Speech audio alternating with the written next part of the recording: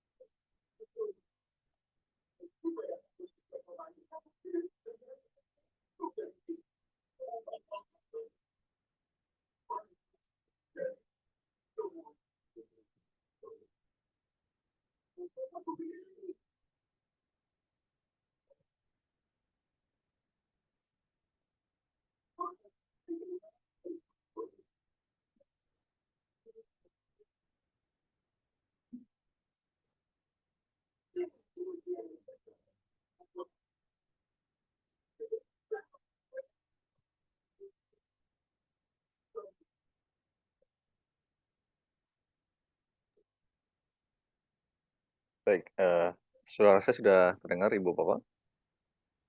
Terdengar, Ustaz. Sudah, Ustaz. Baik, bismillahirrahmanirrahim. Assalamualaikum warahmatullahi wabarakatuh. Alhamdulillahi wa kafa. Waalaikumsalam. Alhamdulillahi wa kafa. Wassalatu wassalamu ala rasulillahil mustafa wa ba'd. Baik, alhamdulillah pada malam hari ini. Iya, malam. Mohon maaf saya ingat di sini masih sore. Kita ketemu kembali masih di pembahasan buku Nahwu fi Sab'ati Ayyam, dan semoga semua ibu bapak dan teman-teman dalam kondisi sehat walafiat. Seperti biasa, sambil menunggu teman-teman yang lain bergabung dan sembari menajamkan pemahaman ibu bapak dan teman-teman, silakan yang ingin berbagi faedah atau ingin bertanya terkait materi-materi sebelumnya, dipersilakan angkat tangan, nanti kita persilakan. Baik, silakan saudari Miza. Nah, Ustaz, Assalamualaikum. Jumlah ismiyah memiliki dua unsur, baik jumlah ismiyah maupun fi'liyah memiliki dua unsur. Kalau jumlah ismiyah yaitu mubtada dan khabar, keduanya harus dalam keadaan marfu. Sementara untuk jumlah fi'liyah ada fa'il dan fi'il, yang harus dalam keadaan marfu adalah fa'il saja. Sementara fi'ilnya bisa tidak marfu, bahkan bisa mabni. Begitu, Ustaz. Nah, sahih. Barakallahu fiik. Wafik Ini sudah barak. sesuatu yang harus jadi tanda kutip, kalau orang dulu bilangnya harus hafal mati, ya. Jadi harus betul-betul terbayang bahwasanya jumlah mufidah atau kalamul Arab itu ada dua, ada ismiyah, ada fi'liyah, dan masing-masing punya dua unsur pembentuk. Ismiyah ada mubtada khabar, kemudian fi'liyah itu ada fi'il dan fa'il. Baik. Barakallahu fiik. Siapa lagi yang lain? Silakan angkat tangannya yang mau berbagi.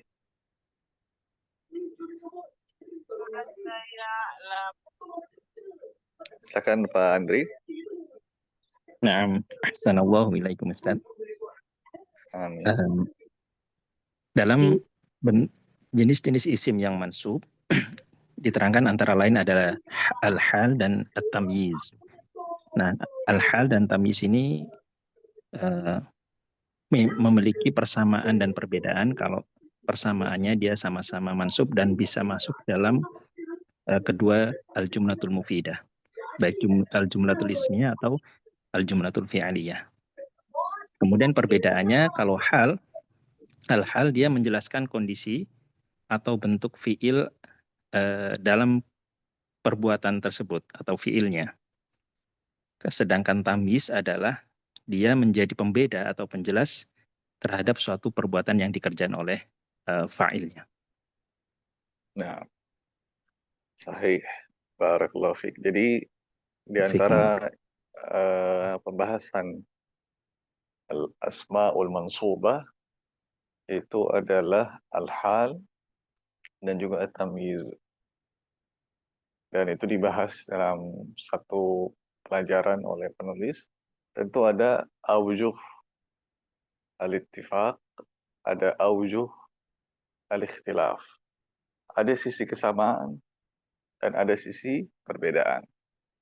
Dan itu penting bagi pembelajar itu melihat mana sisi kesamaan, mana sisi perbedaan.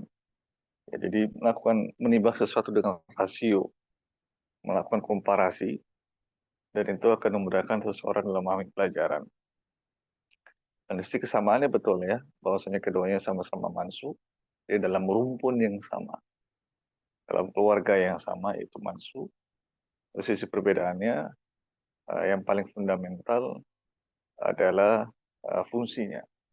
Hal sesuai dengan sebutannya, hal dia menjelaskan keadaan hay'ah atau halu sahibi, menjelaskan kondisi sesuatu yang mungkin terangkan.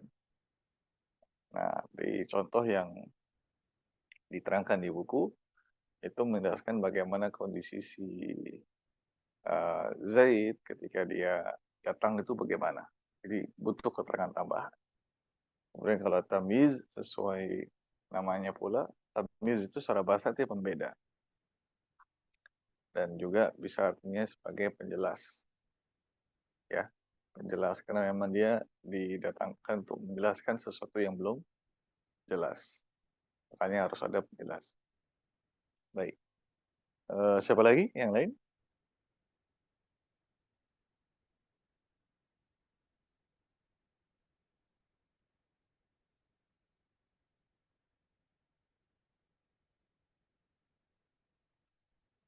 Itu kalau ibu bapak kumpulkan faidah-faidah setiap pertemuan itu saya rasa udah lebih dari 20 faidah. Ya, kebanyak itu. Itu salah satu cara murojaah. Ibaratnya kata-kata mutiara ibu bapak itu. di pelajaran yang sudah dipelajari.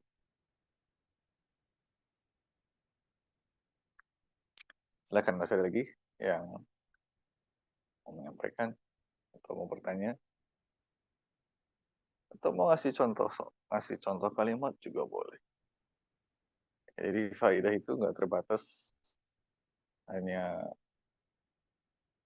sesuatu pernyataan tertentu. Bapak mau kasih contoh juga boleh. Ini saya mau kasih contoh tamyiz misalkan. Nih, saya mau kasih contoh jumlah ismiyah yang kemasukan inna wa akhwatuha. Boleh. Karena nggak semua orang juga bisa membuat contoh Ibu Bapak. Itu faedah penting buat teman-teman yang lain. Dan juga memberikan contoh kalimat baru buat yang lain.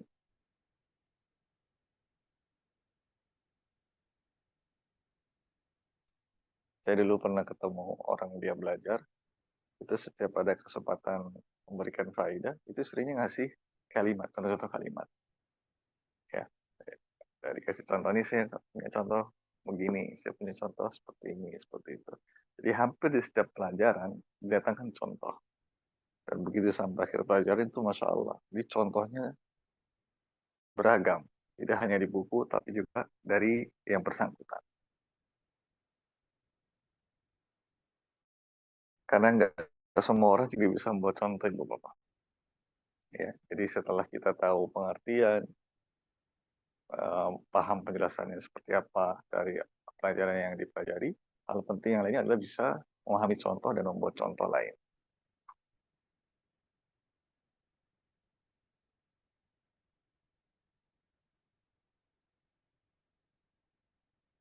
Baik. Ada lagi?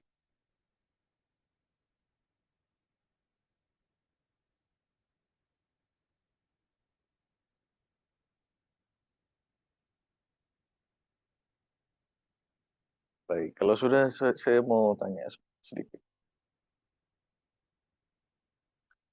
Apakah bisa jumlah mufidah atau al-kalam itu terbebas atau tidak memiliki unsur yang berkaitan dengan marfu? Bisa nggak?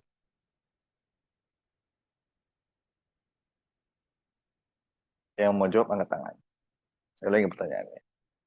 Apakah bisa kita menemukan adanya al-jumlatul mufidah atau al-kalam yang sama sekali tidak memiliki unsur marfu, sama sekali tidak punya muatan marfu di dalam? Apakah bisa kita temukan demikian? Nah, yang mau jawab angkat tangan. Dan jawabannya nggak mesti harus sama ya. Kalau nanti teman-teman yang beda juga boleh. Pokoknya selama kita belajar, selama masih dalam tahap belajar, perbedaan itu hal yang wajar. Dan kita suka dengan diskusi seperti itu. Masing-masing bisa mengungkapkan pandangan atau perspektifnya masing-masing dan disampaikan. Silakan Pak Andri. Nah, Ustaz. Ana mengambil contoh al-jumlatul ismiyah. Dia akan terbebas dari marfu, kondisi marfu, ketika dia dimasuki dhonna atau soyyara. Karena dia akan menyebabkan keduanya mansub.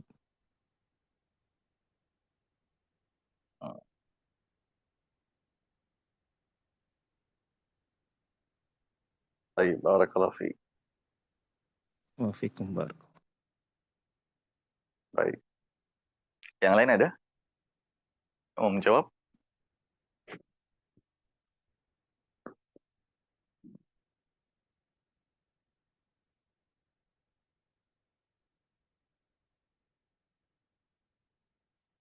Bu Yayu, silakan. Untuk jumlah fi'liyah sepertinya tidak bisa menghilangkan kalimat marfu karena ada fa'il. Posisi fa'il adalah selalu marfu. Itu pengetahuan saya, Ustaz. Baik, barakallahu fiik. Yang lain ada yang mau menyampaikan pendapatnya? Pak Arif, silakan.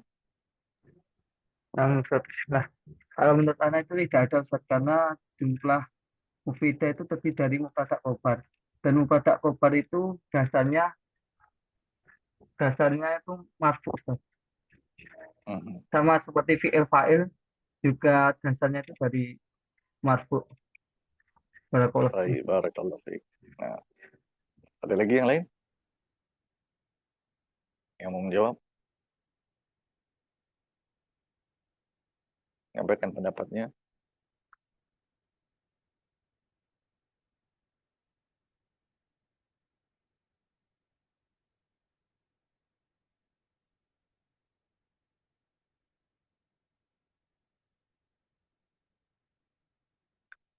Baik, jadi jawabannya itu semuanya benar. Pada akhirnya nggak ada kita bisa menemukan kalimat sempurna di dalam bahasa Arab yang sama sekali terbebas dari unsur al-marfu. Nggak bisa. Mubtada khabar, keduanya marfu. Fi'il fa'il, fa'il selalu marfu. Jadi nggak bisa terbebas. Kalaupun nanti ada, pasti ada sebabnya. Tapi secara asal dia tidak mungkin bisa. Ya. Jadi itulah mengapa sesuatu yang marfu itu begitu kuat. Karena dia bisa membuat kalimat sempurna. Tapi kalau isim yang mansub atau isim majrur atau fi'il yang mansub, fi'il yang majzum misalkan, begitu saja dia nggak bisa membuat kalimat. Nggak bisa membuat kalimat sempurna, nggak bisa. Dia pasti butuh yang namanya sesuatu yang marfu. Ya. Baik. Sekarang kita lanjutkan materi yang kedua,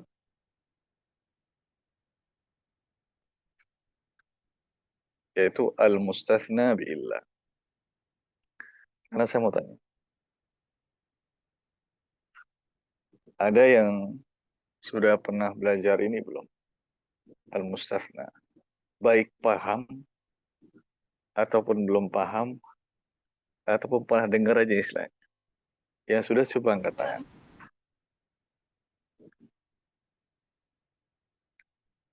Pertanyaannya, ada yang sudah pernah belajar al-mustatsna?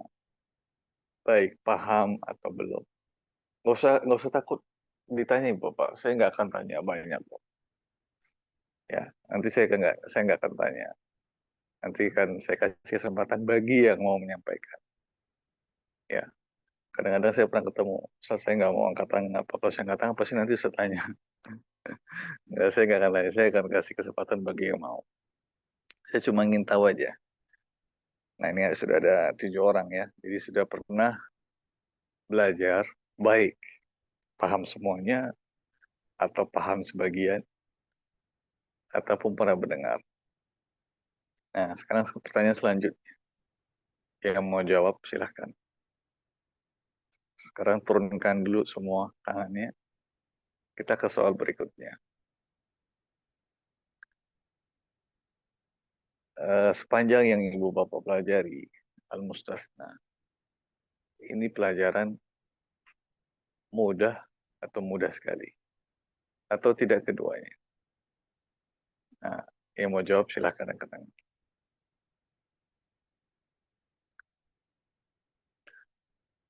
Silakan Saudari Miza. Tidak keduanya Ustadz. Kenapa nggak keduanya? Kurang murajaah pertama, kedua bingung sama kalimat positif dan negatif, positif semuanya begitu Ustadz. Dan jarang diaplikasikan juga mungkin Ustadz. Saya pribadi. Baik, barakallahu fiik. Nah. Saudari Nur Aisyah. Ya Ustadz. Tidak keduanya Ustadz, sama dengan halnya Bu Miza yang negatif dan positif. Kapan dia pakai fathah dan pakai domah itu yang masih bingung Ustadz. Kan dia ada 2 tempat ya Ustadz ya. di Ya, itu keduanya juga masih bingung keduanya. baik. Baik, barakallahu fiik. Apaan, Ustaz? Dan Pak Andri? Mudah insya Allah Ustaz. Karena Baik. kalau sebelum di pelajaran sebelumnya, dia disistematiskan dengan jenis-jenis dari al-mustatsna sendiri, bagaimana dia ditempatkan di kalimat utuh ataupun tidak gitu. Baik, barakallahu fiik. Ada lagi yang lain yang menjawab?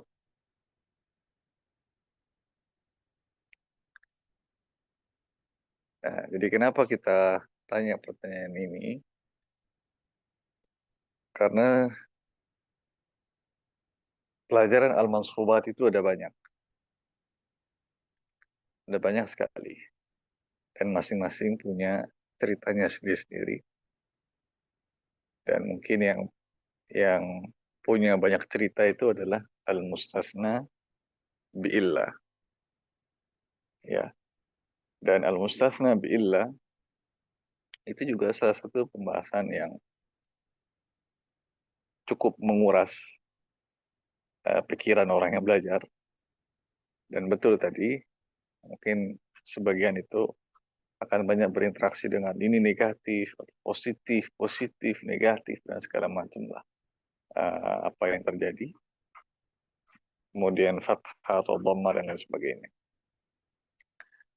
Nah, tadi saya juga pas awal lihat buku ini, itu sempat bertanya-tanya lah.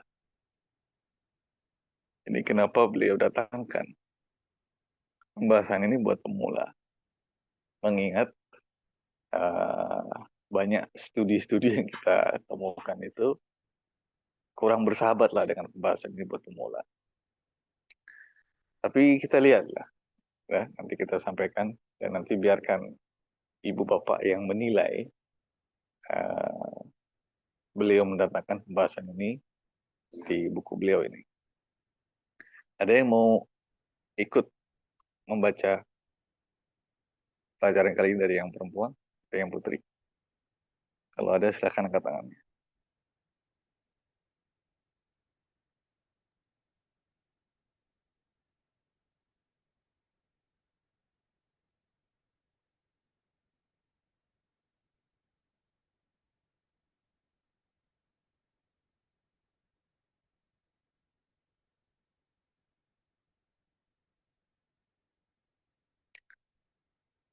Kalau belum ada, yang putra ada yang mau baca?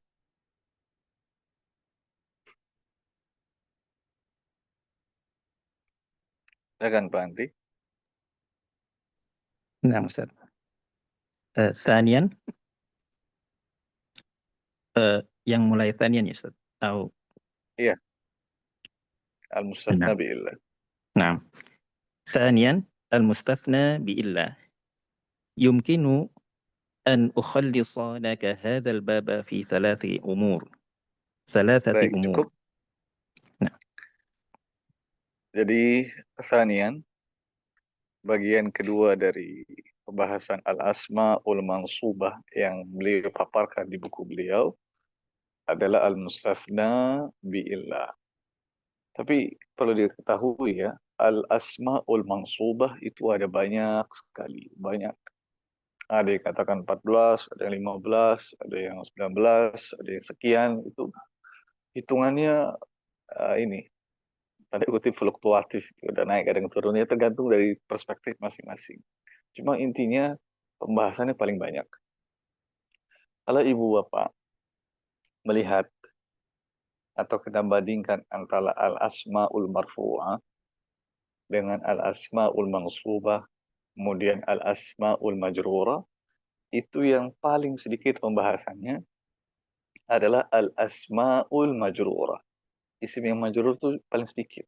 Cuma 2 pembahasan inti. Dan dua-duanya alhamdulillah dibahas di buku ini nanti setelah ini. Ya, cuma 2, simple banget dikit. Dan itu alasan mengapa di antara pelajaran yang dipaparkan di buku Durusul Lughatil Arabiyyah karyanya Dr. Abdul Rahim rahimahullah, yang merupakan buku panduan inti di Lembaga Bahasa Arab Pra S1 di Universitas Islam Madinah. Di jilid 1 dari 4 jilid beliau itu fokus secara utuh, meskipun general ya, secara global, di 2 pembahasan ini. Pada aspek majrur. Jadi kalau Ibu Bapak nanti lihat di pelajaran keempat, pelajaran kelima, bahkan hingga akhir jilid 1, itu tidak keluar jauh dari pembahasan isim majrur. Karena apa ya? Karena simple. Sederhana sedikit. Jadi harapannya, orang yang belajar buku itu, dia sudah matang dan mapan di bidang isim majrur. Jadi begitu masuk ke jilid 2, majrurnya udah selesai. Tinggal cari pembahasan yang lain. Itu paling sedikit isim majrur. Kemudian yang kedua adalah isim yang marfu. Dan paling banyak, paling ragam, dan paling bervariasi pembahasan adalah al-asma al-mansubah, isim-isim yang mansub. Nah, diantaranya adalah ini, al-mustathna bi'illah. Al-mustathna itu dikata istathna yastathni. Istithnaan. Artinya mengecualikan. Artinya mengecualikan. Mengecualikan sesuatu. Lalu ada keterangan jelas bi'illah. Jadi beliau hanya ingin membahas al-mustathna bi'illah. Nah, ini secara tidak langsung memberikan informasi kepada kita bahwa nanti ada penggunaan al-mustathna tapi selain dengan illah. Selain dengan illah, jadi menggunakan yang lain. Tidak hanya illah. Nah, cuma yang diinginkan sama beliau hanya khusus untuk illah. Nah, secara sederhana begini. Dalam bahasa Indonesia yang gampang, misalnya kita katakan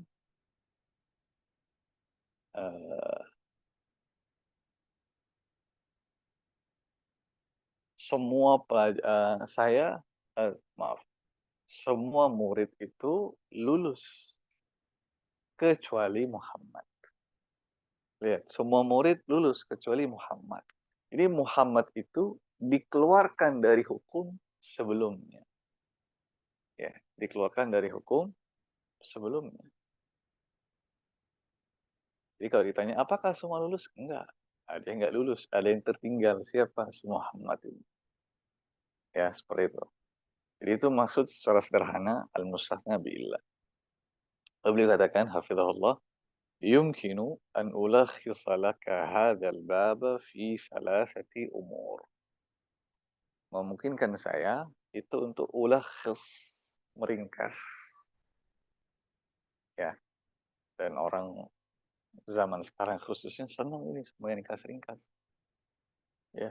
Kalau bisa cepat ngapain lama? Bisa nggak sih segera paham bahasa Arab? Udah kalau bisa sekian hari langsung paham. Ya. Itu senang. Makanya kalau Ibu Bapak perhatikan, ringkasan itu sekarang begitu menyebar di tengah-tengah kehidupan kita. Coba lihat video di TikTok, Reels, YouTube, atau video-video singkat di Facebook segala macam, itu kan singkat-singkat. Tapi kadang-kadang yang singkat-singkat itulah yang mampu memberikan makna dan memberikan kesan. Ya, jadi memang ada kalanya perlu. Ya. Makanya pembelajaran sekarang, Bapak sekalian, itu, dan ini nanti masuk ke pembahasan ini, akan kita lihat selain ada kalanya kita membutuhkan memang sesuatu yang singkat, padat, jelas. Sebagai apa konsep awal. Udah nggak usah bertele-tele, ini poinnya apa? 1, 2, 3, udah. Udah dapat poin itu, baru nanti diperdalami. Dan konsep itu sudah sejak lama Bapak ada. Islam sudah mengajarkan. Kita sudah lama punya begitu.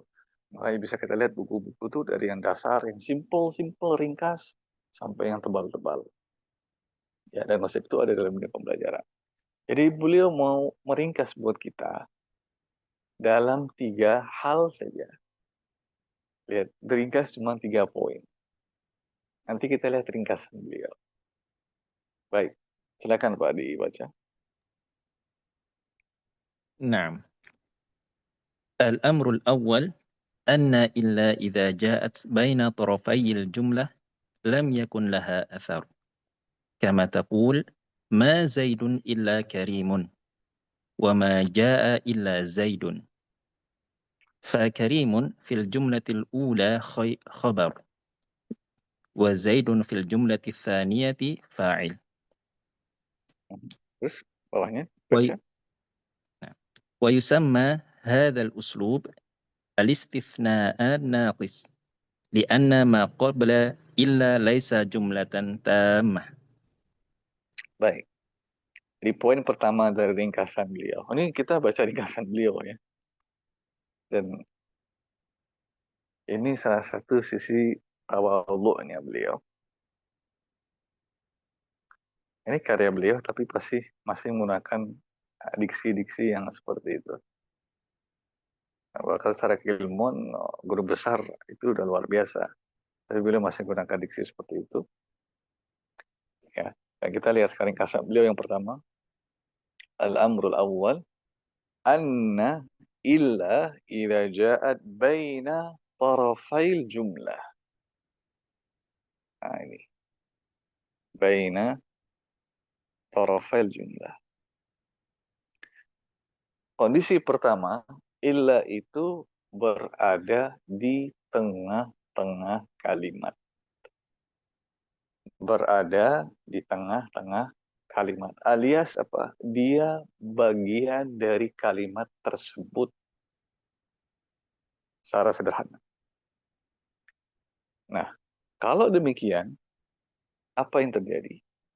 Maka dikatakan di sini, lam yakun laha athar. Maka illa itu tidak punya efek apapun. Tidak memberikan dampak. Ya, tidak memberikan dampak. Kama taqul, seperti perkataan Anda, lihat, ma zaidun illa karim. Atau ma ja'a illa zaid. Nah, sini ada ma, ya. Dan ma di sini, ma yang dia fungsinya sebagai an-nafiyah. Ya, ma an-nafiyah. Ma yang maknanya itu tidak. Jadi dalam bahasa Arab itu Ibu Bapak, terkadang kita menemukan satu kata, tapi fungsinya banyak. Nah, diantaranya adalah ma. Ma itu kadang-kadang dia berkedudukan sebagai isim. Kadang-kadang ia berkedudukan sebagai harf. Ya. Jadi tidak semua ma isim. Dan tidak semua ma harf. Ini harus kita tahu penggunaannya. Ya, dan tidak semua ma itu artinya apa? Ya. Nanti kita akan bahas, semakin Ibu Bapak belajar akan menemukan. Makanya ada beberapa buku yang dia khusus membahas hal-hal unik seperti ini. Dikumpulkan tuh. Ma, apa saja fungsinya. Apakah ma selalu untuk bertanya? Gitu. Kemudian man, apa saja fungsi-fungsinya. Dan seterusnya.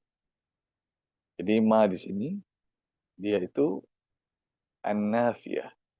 Atau lin-nafi. Untuk menunjukkan makna tidak. Atau negasi. Nah, kemudian lihat illanya, dia juga dalam satu bagian.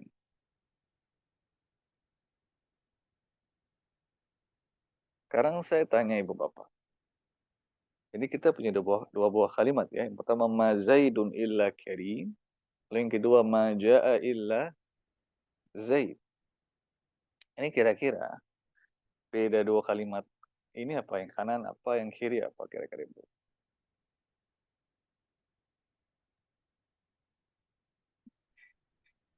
Yang kanan kalau dihilangkan itu jumlatul ismiyah. Kalau yang kiri jumlatul fi'liyah. Ya, yang kanan ismiyah. Yang kiri fi'liyah. Lihat, lagi-lagi beliau melakukan pendekatan yang konsisten sejak awal. Yaitu apa? Melihat jenis kalimat. Melihat apa? Jenis kalimat. Lihat. Ini kalau kita hilangkan ma sama illa, lihat. Menjadi Zaidun Karim. Berarti Zaid sebagai apa secara asal? Sebagai Mubtada. apa dia Ibu Bapak? Mubtada. Mubtada. Dia mubtada. Kemudian Karim sebagai apa dia? Khabar. Khabar. Tuh. Sekarang ma ja'a ila Zaid. Kita hilangkan ma sama illa. Ja'a Zaid. Berarti ja'a sebagai apa? Fi'il. Fi'il. Fi'il. Kemudian Zaid sebagai apa? Fa'il. Fa'il. Tuh. Ya. Nah, ini kalau Ibu Bapak menemukan illa, kemudian sebelumnya ada ma seperti ini, itu seakan-akan kita hilangkan aja ma sama illa. Jadi apa? Zaid itu mulia. Zaid itu datang. Intinya seperti itu. Karena kalau kita katakan misalkan letterlock ya, ma Zaidun illa karim. Zaid itu tidaklah Zaid kecuali dia mulia. Lihat nih. Tidaklah Zaid kecuali dia mulia. Terus yang sebelahnya ma ja'a illa Zaid. Tidaklah yang datang kecuali Zaid. Nah, kalau yang seperti ini, yang paling simpel, ibu bapak hilangkan ma dan illa. Jadi apa? Zaid karim. Ya, Zaid itu karim, mulia. Ja'a Zaid, Zaid itu datang. Memang dari segi penerjemahan, itu enggak jauh beda. Ya, dengan kita katakan ma Zaidun illa karim atau Zaidun karim itu sendiri dalam versi bahasa Indonesia ya, itu bisa diterjemahkan dengan konsep yang sama. Cuma, nah ini cuma sebagai tambahan aja. Dalam konsep bahasa Arab, itu beda. Ketika ibu bapak katakan Zaidun karim, dengan ma Zaidun illa karim, itu beda rasanya. Beda tujuannya. Meskipun kita artikan, secara umum bisa kita artikan dengan hal yang sama dalam bahasa Indonesia, Zaid itu orang yang dermawan atau orang yang mulia. Bedanya ketika ibu bapak gunakan ma Zaidun illa karim, itu ada pembatasan. Ya, Zaid itu hanya orang mulia saja. Enggak ada yang lain. Ada pembatasan di situ. Ya, seperti itu. Nah, di sini diterangkan di sini, wa karimun fil jumlatil ula khabar wa zaidun fil jumlatil tsaniyah fa'il. Lalu diterangkan wa yusamma hadzal uslub, pola ini dinamakan al-istitsna an-naqis. Ini jenis atau nama istilahnya. Kapan istilah al-istitsna an-naqis ini digunakan? Ketika illa itu betul-betul berada di tengah-tengah kalimat. Dia bagian dari kalimat itu sendiri. Kenapa? Lianna ma qabla illa laisa jumlatan tammah. Nah, ini poin penting.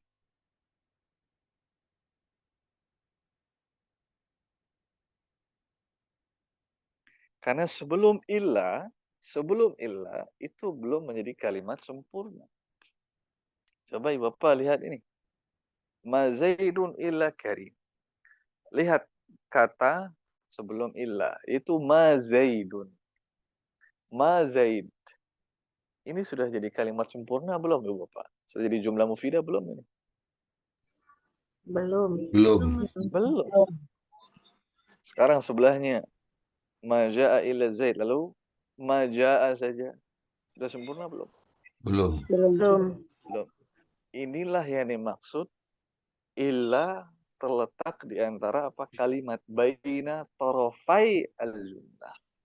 Berada di tengah-tengah unsur inti pembentukan kalimat itu sendiri.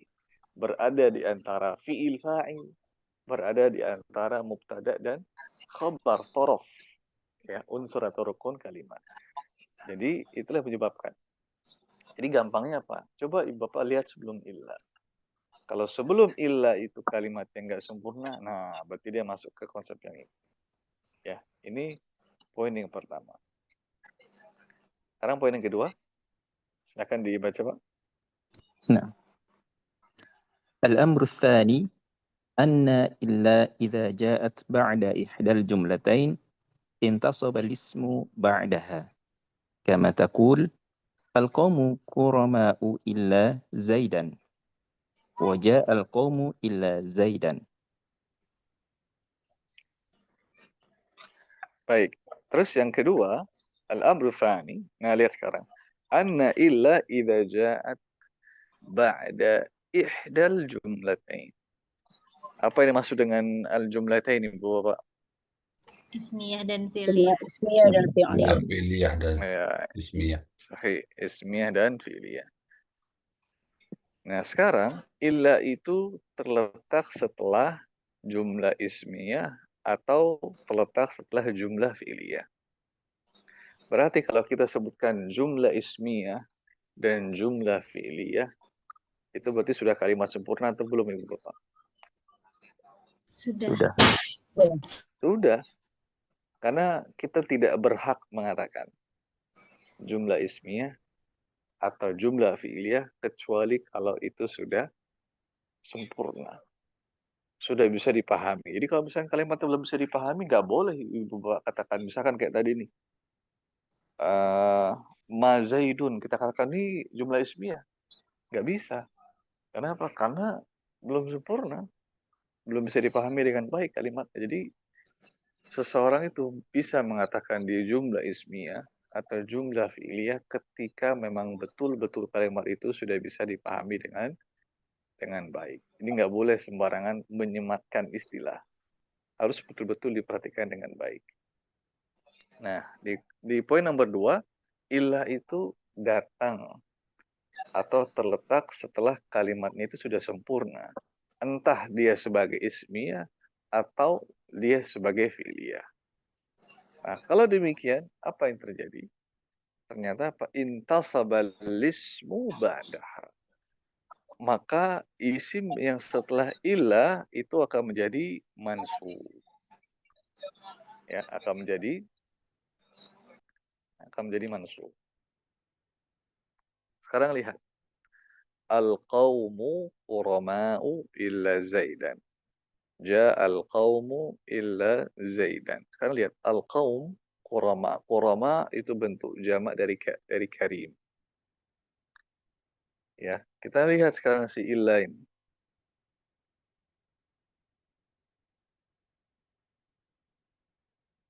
Sekarang al-qawmu qurama. Kalau kita berhenti di sini. Ini sudah jumlah mufidah belum? Sudah. Sudah. Kaum itu dermawan. Sudah selesai jumlah mufidah lengkap. Nah, ini bentuknya apa? Ismiyah atau fi'liyah? Ismiyah, mubtada dan khabar. Ismiyah. Al-qaum sebagai apa? Mubtada, Mubtada. Qurama sebagai khabar. khabar. Ya, udah selesai di sini. Sekarang lihat ja'al qaum. Sudah sempurna belum? Sudah jumlah mufidah belum di sini? Sudah. Sudah. Ja'a sebagai fi'il. Al-qaum sebagai fa'il. Jadi ketika kalimat itu sudah sempurna, illah datang. Ya, tapi bukan buat mengganggu kalimat tadi. Ya, ini illah ini nih, datang hadir sebagai tanda kutip pihak ketiga, tapi bukan buat ganggu tadi. Tapi untuk apa? Memberikan informasi, memberikan pesan, bahkan meneguhkan keduanya. Apa katanya? Ila zaidan. Jadi kaum itu dermawan, kecuali si Zaid. Kecuali siapa? Zaid. Zaid. Sebelahnya ja'al qaumu ila Zaid, ila Zaidan. Kaum itu sudah datang, kecuali siapa?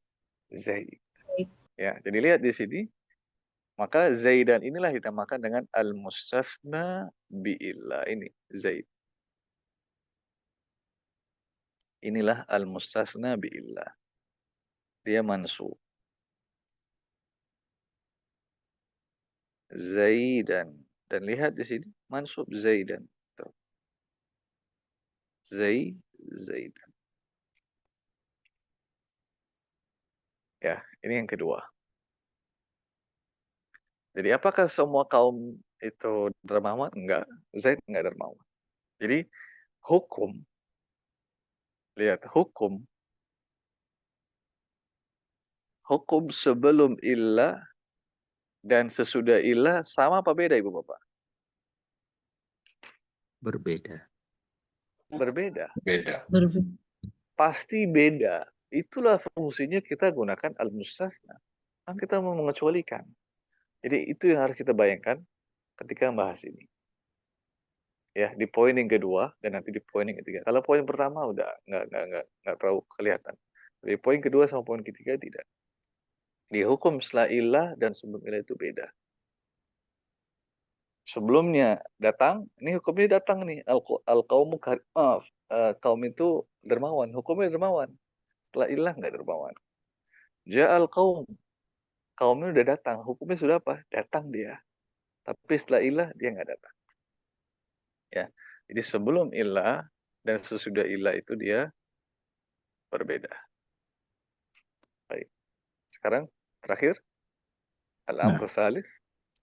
الأمر الثالث أن إلا المذكورة في هذا الأمر السابق أو الأمر الثاني إن سبقت جملتها بنفي أو نهي أو استفهام جاز أن تكون إلا عديمة الأثر فلا ينتصب ما بعدها وجاز أن تنصب.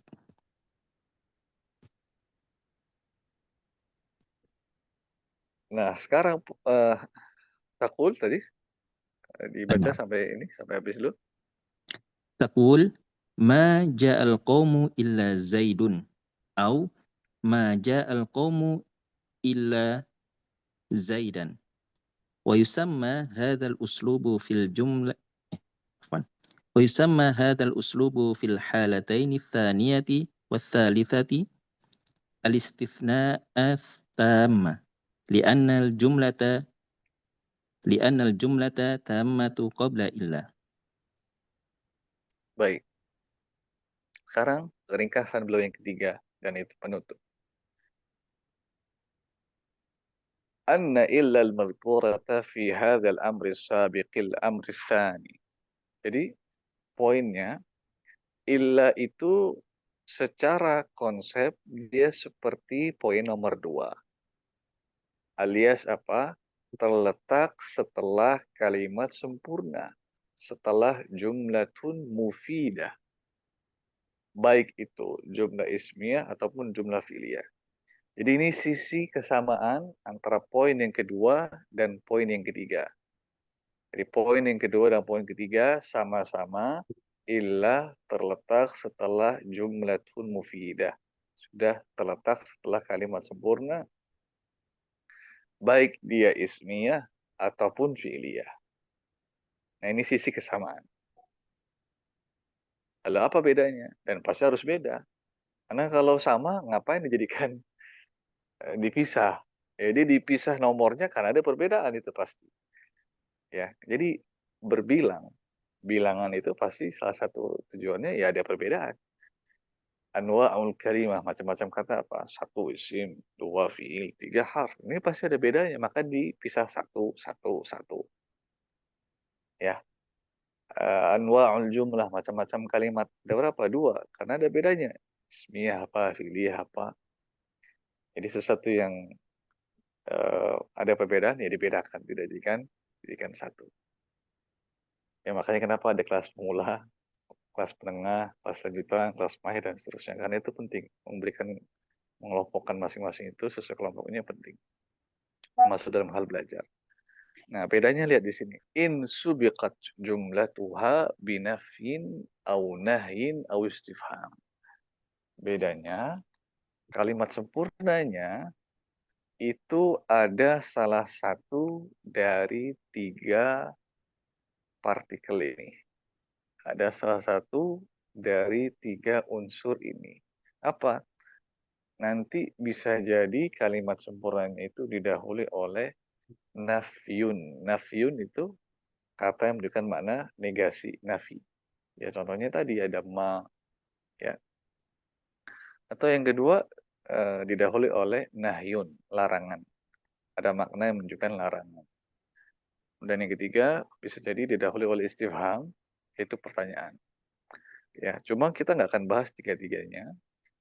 Ya, kita akan bahas satu aja, didahului oleh nafi, karena itu yang paling simple, paling mudah, dan paling bisa langsung kita lihat perbedaannya. Dan khususnya untuk pemula sangat memudahkan. Ya, jadi ini yang membedakan di sisi ini. Ini poin pertama perbedaannya.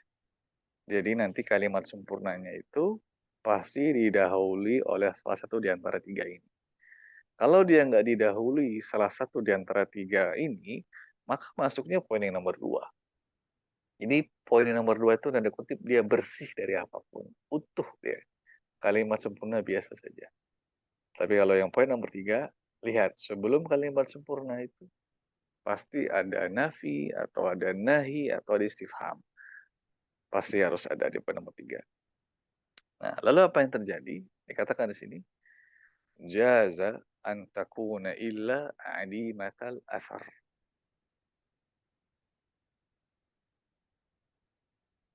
Fala yantasibu ma ba'daha wa jaza an tansib. Kalau kalimatnya seperti ini, maka illa punya 2 pilihan, Ibu Bapak. Punya dua pilihan. Dan Ibu Bapak bisa bebas memilih. Pilihan pertama, illa tidak memberikan efek apapun. Adimatal athar. Berarti apa? Yasla illa dia marfu. Kembali ke hukum asal. Nggak memberikan dampak apapun. Tidak menjadikan mansub. Ya. Tapi bisa juga yang kedua apa? Wajaz an tansib. Dan boleh juga apa? Illa itu memberikan dampak. Beramal sebagaimana asalnya, yaitu apa? Menjadikan isim setelahnya itu mansub. Nah, kita lihat di sini. Contohnya lihat di sini. Ada ilah, ada. Ilahnya ada. Tuh. Ilah ada. Terus ada ma juga nih.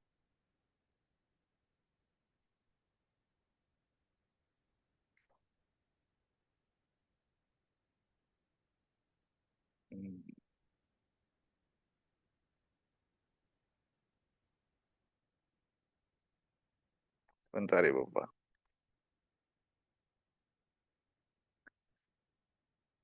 Sebentar.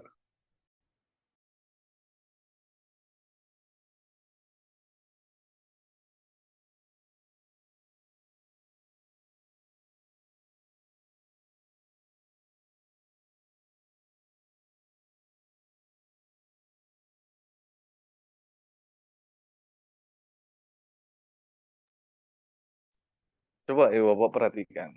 Itu di contohnya Ibu Bapak menemukan sesuatu nggak yang menarik perhatian?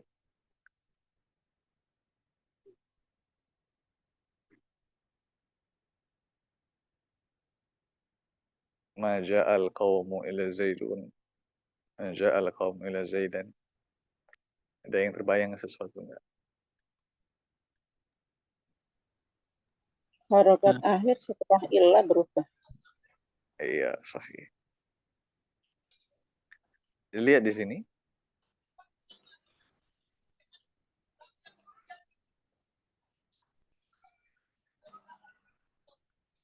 Lihat, ada illa, ada ma. Dan ma tadi kita katakan dia termasuk apa? Kategori an-nafi. Jadi kaum itu tidak datang kecuali si Zaid. Berarti Zaid itu datang apa nggak datang Ibu Bapak? Datang. Tidak. Zaid datang apa nggak datang? Datang. Tidak. Datang. Enggak. Enggak datang. Datang. Oh, Dia datang. Datang. datang. Saya ulangi pelan-pelan. Saya ulangi ya. Perhatikan, saya baca ini kalimat yang kedua. Ja'al qawmu illa Zaidan. kaum itu datang kecuali Zaid. Berarti Zaid datang nggak? Tidak. Oh, tidak. Enggak datang ya. Yang Sekarang lihat kalimat bawahnya yang ketiga. Ma ja'al qaumu illa Zaid. Kaum itu tidak datang kecuali Zaid. Berarti Zaid datang apa nggak datang? Datang. Datang. Coba lihat, maknanya bisa berubah drastis hanya gara-gara apa Ibu Bapak? Ma. Makasih. Gara-gara ma saja. Tuh, cuma ma aja bisa Gara-gara berubah makna sedemikian rupa. Ya kan? Jadi harus hati-hati itu. Ya, jadi seperti itu. Nah, karena di sini ada ja'al qaumu sudah kalimat mufidah, jumlah mufidah. Dia jumlah fi'liyah. Lalu didahului oleh ma ini. Ini sudah sempurna ini. Ja'al qaum sudah sempurna didahului oleh si ma ini. Maka ibu bapak punya pilihan. Pilihan apa? Ada dua. Zaid tidak apa setelah ilah tidak berubah apapun. Ya udah kembali ke hukum asal. Zaid. Atau ilah memberikan efek, memberikan dampak. Dia beramal. Artinya apa? Setelahnya mansub. Kalau dia mansub, itulah yang kita katakan mustasna bi'illah mansub. Itu yang masuk pembahasan kita. Ya. Lalu diterangkan di sini wa yusamma hadzal uslubu fil halataini tsaniyati wa tsalitsati al-istitsna at-tam. Nah, ini istilahnya ini al-istitsna at-tam. Istisna yang sempurna. Kalau tadi naqis itu yang kurang, yang enggak sempurna. Kenapa? Karena jumlah kalimat sebelum illa itu dia sudah bisa dipahami atau belum? Jumlah mufidah atau belum? Jadi beliau itu ingin kasih gambaran ke kita. Istisna itu secara asal ada dua. Naqis sama tam. Naqis sebelum illa itu belumlah menjadi kalimat sempurna. Belum jumlah mufidah. Kalau tam, dia sudah jumlah mufidah. Jadi pendekatan yang beliau gunakan kepada kita dalam menjelaskan mustasna, lagi-lagi pendekatan yang konsisten. Apa? Melihat jenis jumlah. Dia udah sempurna atau belum ya? Lagi-lagi. Jadi poin yang betul-betul menjadi titik fokus itu selalu jumlah sama beliau. Ya, sampai seperti itu. Ketika dia belum jadi jumlah mufidah, ya berarti istisna naqis. Kalau sudah jumlah mufidah, istisna tam. Nah, nanti hukumnya ada dua macam. Tergantung kondisi yang ada pada kalimat tersebut. Jadi ini mungkin pendekatan yang unik, yang mungkin sedikit berbeda dari apa yang kebanyakan kita temukan di buku-buku. Dengan demikian selesai pembahasan al-mustasna bi'illah. Silakan yang mau bertanya, angkat tangannya sebelum diakhiri.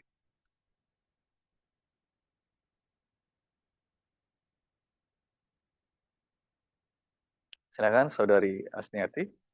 Ya Ustadz, mau nanya Ustadz. Berarti yang kalau ini kan pembagian hukumnya ada 3 ya Ustadz. 1 naqis, nomor 2 yang nggak tahu nih, nomor 3 yang tamma. Kan kayak gitu ya Ustadz. Kalau di Yang dua tam, yang ketiga juga tam. Oh gitu. Oh berarti pembagian hanya ada 2, 1 naqis, yang kedua tamma. Cuman di tam itu yang terbagi 2 lagi gitu ya Ustadz. Betul sekali. Itu pendekatan yang beliau lakukan. Supaya simpel. Nah, jadi ada istilahnya nggak Ustadz, misalnya untuk tam yang 1 dengan tam yang keduanya Ustadz? Istilahnya sama-sama tam, Ibu. Nanti tinggal dilihat aja sebelumnya ada didahului salah satu di antara 3 itu apa enggak.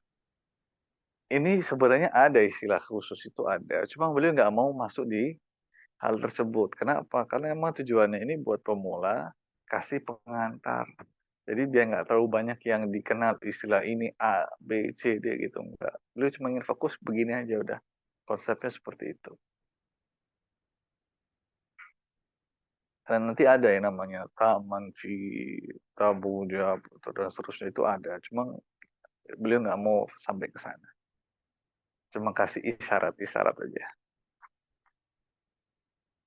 Berarti Ustadz kalau yang berarti yang kedua kan sama-sama tam.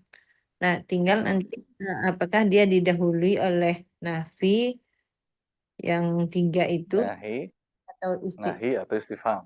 Betul, atau tidak. betul, Ustadz, itu aja betul. mungkin. Jadi iya, jadi Ibu lihat dulu ini jumlah sudah mufidah atau belum. Iya, Ustadz. Kalau dia sudah jumlah mufidah, oh berarti istisna tam. Iya. Lalu hukumnya gimana? Tinggal lihat. Ada nggak salah satu di antara 3 itu? Kalau nggak ada, pasti setelah ilah mansub. Kalau ada salah satu di antara 3 itu, nah ada 2 pilihan yang Ibu bisa pilih. Oh, Bebas. dia bisa dia marfu atau mansub gitu ya Ustadz. Betul. Nah, gimana kita membedakan kapan kita menggunakan dia marfu atau kapan kita menggunakan dia mansub Ustadz untuk yang Bebas. Terserah Ibu mau pakai yang mana aja. gitu. Ya Ustadz. Jazakallah khair Ustadz. Nah, iya. Ada lagi yang lain? Oh, bisa diulangi Ustadz? Ini kenapa satunya marfu, satunya mansub itu Ustadz? Saya kok kurang paham ya. Karena sebelum jumlah mufidah itu didahului oleh salah satu di antara 3 faktor. Entah bisa didahului oleh an-nafyu, kata yang menunjukkan makna negasi, atau didahului oleh an-nahi, kata yang menunjukkan makna larangan, atau didahului oleh al-istifham, kata tanya. Nah, pada contoh yang ada di poin nomor 3, ma ja'al qaumu illa zaidun atau zaidan, di situ ja'al qaum itu sudah jumlah mufidah.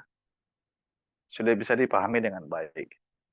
Hanya saja dia didahului oleh ma, yang mana ma itu termasuk nafyu, kata yang punya makna negasi atau negatif, yang artinya tidak. Sehingga kata setelah illa itu menjadi punya 2 pilihan. Mau tetap kondisi seperti semula, dia marfu, atau mansub sebagaimana asalnya. Walaupun saya pribadi lebih suka tetap aja mansub, ya, tetap dia mansub tanpa harus marfu. Tapi lagi-lagi ya itu pilihan. Nama pilihan Ibu Bapak tinggal pilih mana yang mudah. Tapi ketika dia marfu tidak boleh dikatakan mustasna bi'illah mansub, nggak boleh. Ketika kita mengatakan mustasna bi'illah, dia harus mansub seperti itu.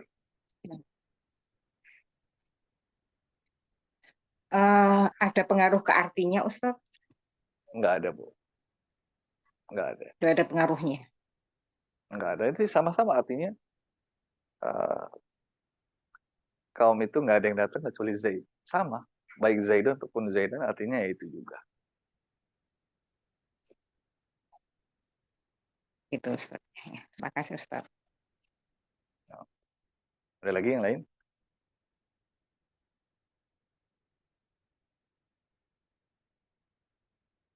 Baik, pertanyaan terakhir sebelum kita tutup. Ditujukan bagi yang sudah pernah belajar. Kira-kira dengan pendekatan seperti ini, mustasna bisa lebih mudah dipahami nggak kira-kira Ibu Bapak? Yang mau jawab angkat tangan dulu.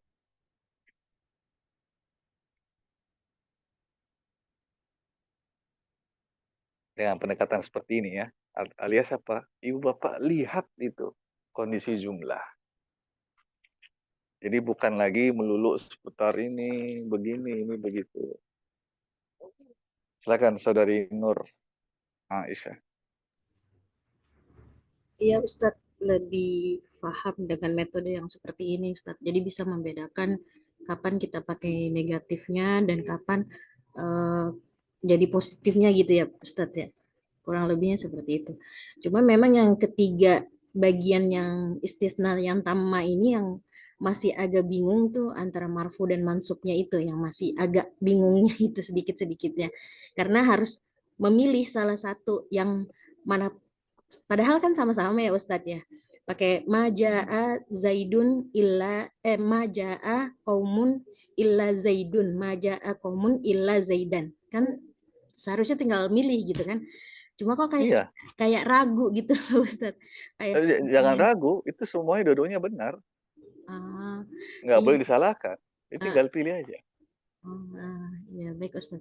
Kalau mau gampang, udah mansub aja. Supaya apa?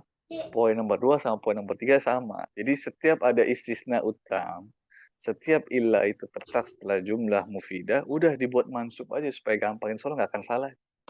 Sesimpel itu aja. Baik Ustaz. Ya. Nah, Tapi alhamdulillah untuk yang tadi negatif dan positifnya alhamdulillah jadi gampang dengan metode ini. Jazakallah iya. Ustaz. Nah, baik. Pak Andri, silakan. Nah, Ustaz.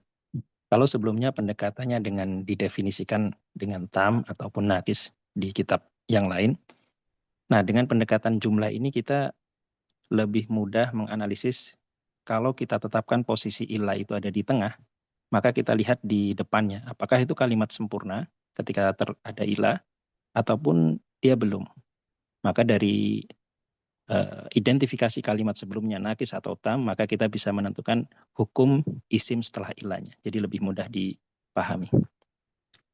Ya, betul, sahih. Jadi itu suatu tujuannya.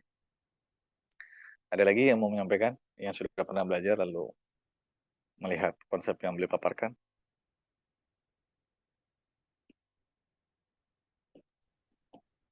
Silakan Saudari Asniati. Ustaz, boleh nanya lagi Ustaz? Silakan, Bu. Tadi kalau nggak salah ada saya tangkap Ustaz mengatakan kan itu kita boleh memilih marfu atau mansubnya gitu ya Ustaz. Memang lebih gampangnya dimansub saja gitu. Tapi tadi kata Ustaz nanti kita nggak boleh marfu karena dia kan asma mansubatul asma gitu Ustaz. Itu gimana maksudnya Ustaz? Maksudnya kalau kita mengatakan dia mansub, ya itu hanya kalau kita mengatakan mustasna bi'illah, itu hanya pada yang mansub saja. Jadi kalau misalkan ada kata mal qaumu maja'al qaumu illa zaidun, zaidun itu nggak boleh kita katakan mustasna bi'illah, nggak boleh. Nanti dia ada istilahnya tersendiri. Ya, ada istilahnya khusus, itu nggak kita pelajari. Ya, karena itu nanti masuk di perincian-perincian yang lain. Jadi itu maksudnya yang nggak boleh seperti itu. Jadi istilah mustasna bi'illah itu digunakan apabila kata setelah illah itu memang mansub. Jadi pada kondisi yang ketiga, ketika kita punya dua pilihan, marfu atau mansub, yang berhak kita kasih keterangan mustasna bi'illah itu hanya yang mansub, illa zaidan. Kalau zaidun nggak boleh ibu bapak katakan mustasna bi'illah marfu, nggak boleh. Itu tidak boleh. Itu maksudnya demikian.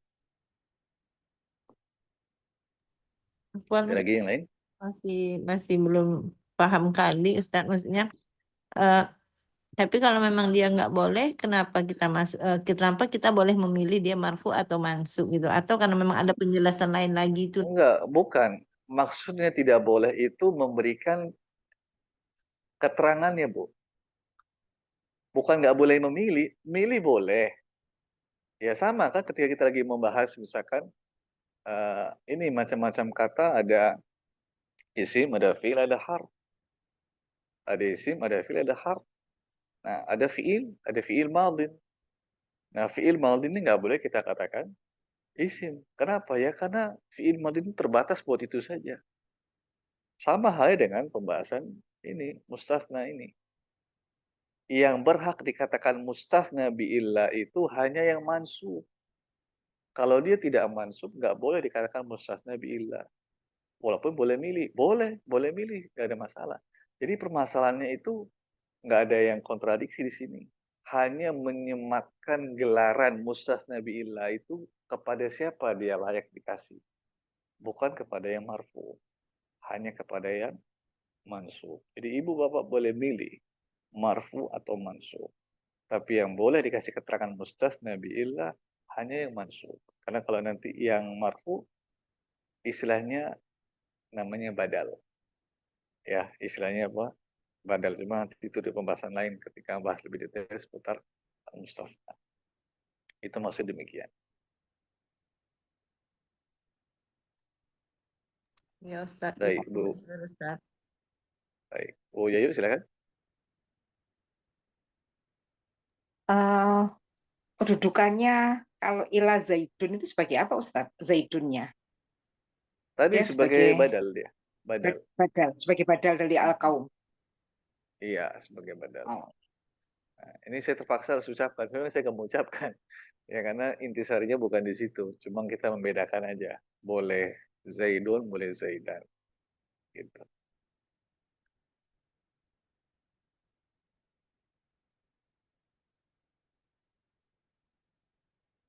Baik. Jadi selesai kita pembahasan di Al-Mustasna Bi'illah. Jadi insya Allah besok pagi kita lanjut di pembahasan berikutnya. Dan ini termasuk salah satu faedah kalau kita itu mempelajari buku lebih dari satu. Setiap buku itu pasti ada sisi kelebihan dan ada sisi kekurangannya. Dan kita mempelajari itu semua. Bahkan sisi kekurangan dari suatu buku pun menjadi kelebihan dari tanda kutip buku tersebut, karena kita jadi tahu, oh ternyata ini kurangnya di sini, di sini, di sini, harusnya seperti ini, seperti ini, seperti ini. Jadi poin pentingnya juga yang kita sampaikan ke Ibu Bapak, jangan pernah ragu untuk terus belajar, meskipun mungkin sekilas dia itu kelas pemula. Tapi kalau bukunya beda, insya Allah pasti ada faedah baru yang bisa Ibu Bapak pelajari. Selalu pasti ada. Nggak ada buku yang tanda kutip sama sekali nggak ada faedah. Insya Allah pasti semua buku itu punya faedah-faedah baru yang mungkin tidak kita temukan di buku-buku sebelumnya. Jangankan buku yang beda, buku yang sama saja, dengan guru yang sama saja, itu kadang-kadang ada faedah baru yang sebelumnya belum kita dapatkan. Apalagi ini bukunya berbeda. Dan mempelajari konsep yang ada di buku itu juga salah satu ilmu tersendiri, yang itu akan meluaskan cara pandang ibu bapak, bisa lebih bijak dalam menghadapi tanda kutip perbedaan pemaparan atau perbedaan penyajian dari yang ada di setiap pelajaran. Subhanakallahumma bihamdik, asyhadu an la ilaha illa anta, astaghfiruka wa atubu ilaik. Wa sallallahu wasallam wa baraka ala nabiyyina Muhammad wa ala alihi wa sahbihi. Jangan lupa murojaah Ibu Bapak, ya sedikit tapi rutin dan konsisten, dan insyaallah kita ketemu lagi besok pagi. Ya sallallahu umurakum. Wassalamualaikum warahmatullahi wabarakatuh. Waalaikumsalam warahmatullahi wabarakatuh. Jazakallahu Waalaikumsalam warahmatullahi wabarakatuh. Amin. Barakallahu fiik.